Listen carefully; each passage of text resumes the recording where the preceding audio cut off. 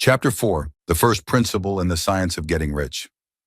Thought is the only power which can produce tangible riches from the formless substance. The stuff from which all things are made is a substance which thinks, and a thought of form in this substance produces the form. Original substance moves according to its thoughts. Every form and process you see in nature is the visible expression of a thought in original substance. As the formless stuff thinks of a form, it takes that form.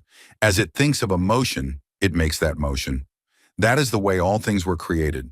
We live in a thought world, which is part of a thought universe.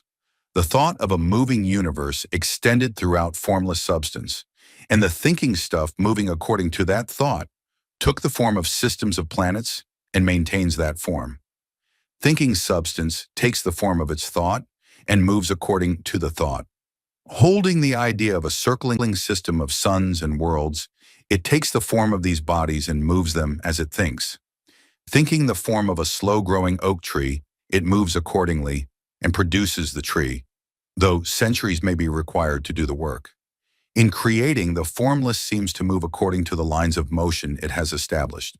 The thought of an oak tree does not cause the instant formation of a full-grown tree, but it does start in motion the forces which will produce the tree along established lines of growth.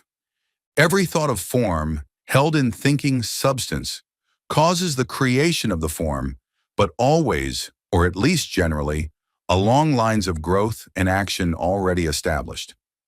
The thought of a house of a certain construction, if it were impressed upon formless substance, might not cause the instant formation of the house, but it would cause the turning of creative energies already working in trade and commerce into such channels as to result in the speedy building of the house. And if there were no existing channels through which the creative energy could work, then the house would be formed directly from primal substance, without waiting for the slow processes of the organic and inorganic world. No thought of form can be impressed upon original substance without causing the creation of the form.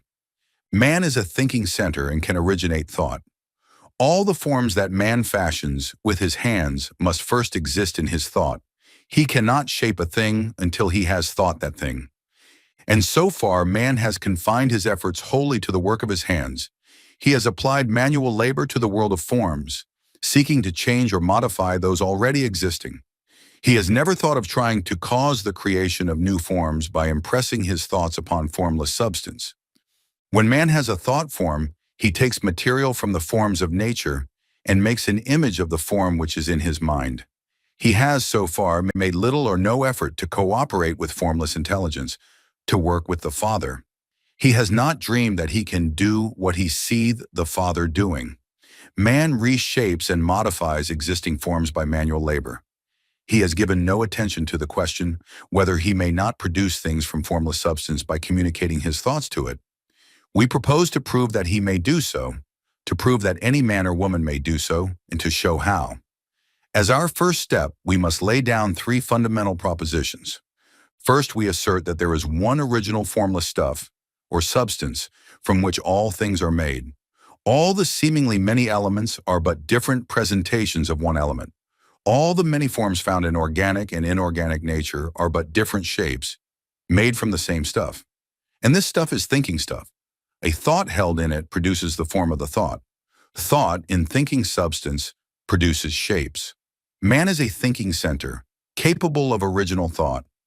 If man can communicate his thought to original thinking substance, he can cause the creation or formation of the thing he thinks about. To summarize this dash, there is a thinking stuff from which all things are made, and which in its original state permeates, penetrates, and fills the inner spaces of the universe.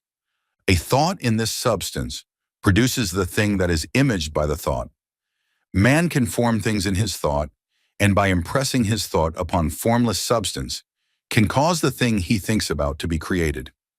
It may be asked if I can prove these statements, and without going into details, I answer that I can do so, both by logic and experience. Reasoning back from the phenomena of form and thought, I come to one original thinking substance, and reasoning forward from this thinking substance, I come to man's power to cause the formation of the thing he thinks about. And by experiment, I find the reasoning true, And this is my strongest proof. If one man who reads this book gets rich by doing what it tells him to do, that is evidence in support of my claim. But if every man who does what it tells him to do gets rich, that is positive proof until someone goes through the process and fails. The theory is true until the process fails, and this process will not fail, for every man who does exactly what this book tells him to do will get rich. I have said that men get rich by doing things in a certain way, and in order to do so, men must become able to think in a certain way. A man's way of doing things is the direct result of the way he thinks about things.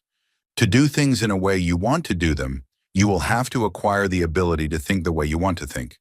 This is the first step toward getting rich. To think what you want to think is to think truth, regardless of appearances. Every man has the natural and inherent power to think what he wants to think, but it requires far more effort to do so than it does to think the thoughts which are suggested by appearances. To think according to appearance is easy. To think truth, regardless of appearances, is laborious and requires the expenditure of more power than any other work man is called upon to perform. There is no labor from which most people shrink as they do from that of sustained and consecutive thought. It is the hardest work in the world. This is especially true when truth is contrary to appearances. Every appearance in the visible world tends to produce a corresponding form in the mind which observes it, and this can only be prevented by holding the thought of the truth. To look upon the appearance of disease will produce the form of disease in your own mind, and ultimately in your body, unless you hold the thought of the truth, which is that there is no disease. It is only an appearance, and the reality is health. To look upon the appearances of poverty will produce corresponding forms in your own mind. Unless you hold to the truth that there is no poverty, there is only abundance. To think health when surrounded by the appearances of disease, or to think riches when in the midst of appearances of poverty, requires power. But he who acquires this power becomes a mastermind. He can conquer fate. He can have what he wants. This power can only be acquired by getting hold of the basic fact which is behind all appearances, and that fact is that there is one thinking substance from which and by which all things are made. Then we must grasp the truth that every thought held in this substance becomes a form, and that man can so impress his thoughts upon it as to cause them to take form and become visible things. When we realize this, we lose all doubt and fear, for we know that we can create what we want to create.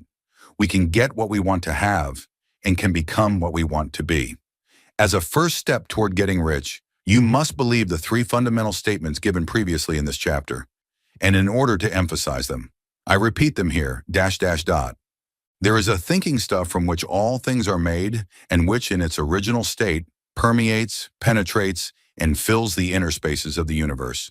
A thought in this substance produces the thing that is imaged by the thought. Man can form things in his thought, and by impressing his thought upon formless substance, can cause the thing he thinks about to be created. You must lay aside all other concepts of the universe than this monistic one, and you must dwell upon this until it is fixed in your mind and has become your habitual thought. Read these creed statements over and over again. Fix every word upon your memory and meditate upon them until you firmly believe what they say. If a doubt comes to you, cast it aside as a sin.